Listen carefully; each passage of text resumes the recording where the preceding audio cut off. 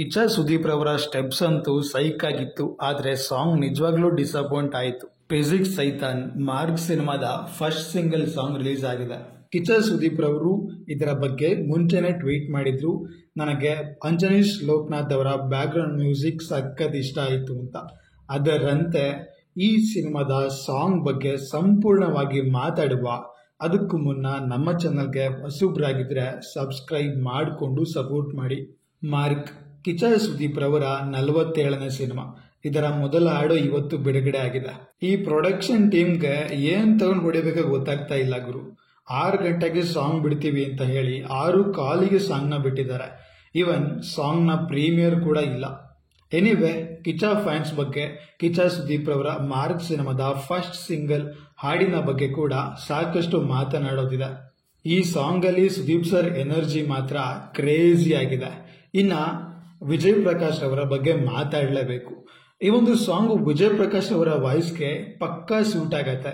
ಆದ್ರೆ ಆ ವಾಯ್ಸ್ನ double triple voice ಮಾಡಿ ಪಿಂಚ್ ಮಾಡಿದ್ರೆ ಇನ್ನೂ ಕ್ರೇಜಿ ಆಗಿರತ್ತೆ ಅಂತ ಅನಿಸ್ತು.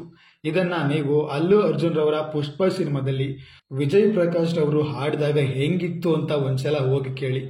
ಅದರಲ್ಲಿ ಕೆಲವು ಬೀಟ್ಸ್ಗಳು ಒಂದೇ ವಾಯ್ಸ್ ಬಂದ್ರು 4-5 ವಾಯ್ಸ್ ಬಂದಿರೋ ತರ ಬರುತ್ತೆ. ಆ ಒಂದು ಬೀಟ್ಸ್ ಅನ್ನ ಇಲ್ಲಿ ಹಾಕಿದ್ರೆ ಸಾಂಗು ಸೋಷಿಯಲ್ ಮೀಡಿಯಾನ ಸಖತ್ ರೂಲ್ ಮಾಡಿರೋದು. ಇನ್ನ Anoop Bhandari song lyrics writer. ನಿಜವಾಗ್ಲೂ ಹೇಳ್ತೀನಿ ಗುರು, ನೆಕ್ಸ್ಟ್ ಟೈಮ್ ಇಂದ ನೀವು ರೈಟ್ ನ ಮಾಡೋದಕ್ಕೆ ಹೋಗ್ಬೇಡಿ ಸಾಂಗ್ಸ್ ಗಳ ಲಿರಿಕ್ಸ್ ಗಳನ್ನ ಸಿನಿಮಾಗಳಿಗೆ. ಯಾಕಂದ್ರೆ ನಿಮ್ಮ ರಂಗಿತರಂಗ ಸಿನಿಮಾದಲ್ಲಿ ನೀವು ಬೆಳೆಸಿರ್ತಕ್ಕಂಥ ಪದಗಳು ಅತ್ಯದ್ಭುತ. ಅದಕ್ಕೂ ಇದಕ್ಕೂ ಕಂಪೇರ್ ಮಾಡೋ ಸೀನ ಇಲ್ಲ ಬಾಸ್. ಆದ್ರೆ ನೀವು ಬರ್ತಾ ಬರ್ತಾ ನಿಮ್ಮ ಲಿರಿಕ್ಸ್ ಗಳನ್ನ ನೋಡ್ತಾ ಇದ್ರೆ ನಿಜವಾಗ್ಲೂ ಇಷ್ಟ ಆಗ್ಲಿಲ್ಲ. ಇದನ್ನ ನಾನ್ ಮಾತ್ರ ಹೇಳ್ತಾ ಇಲ್ಲ, ಸಾಕಷ್ಟು ಜನ ಅಭಿಮಾನಿಗಳು ಕೂಡ ಟ್ವೀಟ್ ಮಾಡಿ ಹೇಳಿದ್ದಾರೆ. ಇವನ್ ನನಗೂ ಪರ್ಸನಲಿ ಲಿರಿಕ್ಸ್ ನಿಜವಾಗ್ಲೂ ಇಷ್ಟ ಆಗಿಲ್ಲ. ಯಾಕಂದ್ರೆ ಅನೂಪ್ ಭಂಡಾರಿ ಅವರು ಸಾಂಗ್ ಅನ್ನ ಕಿಚ್ಚ ಸುದೀಪ್ ಸರ್ಗೆ ಅಂತಾನೆ ತಲೆಯಲ್ಲಿ ಇಟ್ಕೊಂಡು ಬರ್ದಿದ್ದಾರೆ. ಅದಕ್ಕೆ ಅಭಿಮಾನಿಗಳಿಗೆ ಮಾತ್ರ ಇಷ್ಟ ಆಗತ್ತೆ. ಕಂಪ್ಲೀಟ್ಲಿ ಕಮರ್ಷಿಯಲ್ ಆಗಿ ಎಲ್ಲರಿಗೂ ಇಷ್ಟ ಆಗೋ ರೀತಿ ಲಿರಿಕ್ಸ್ ಅನ್ನ ಬರ್ದಿದ್ರೆ ಖಂಡಿತ ಒಪ್ಕೊಳ್ತಾ ಇದ್ದೆ. ಈ ಒಂದು ಸಾಂಗ್ ಪಕ್ಕಾ ಬ್ಲಾಕ್ ಬಸ್ಟರ್ ಆಗುತ್ತೆ.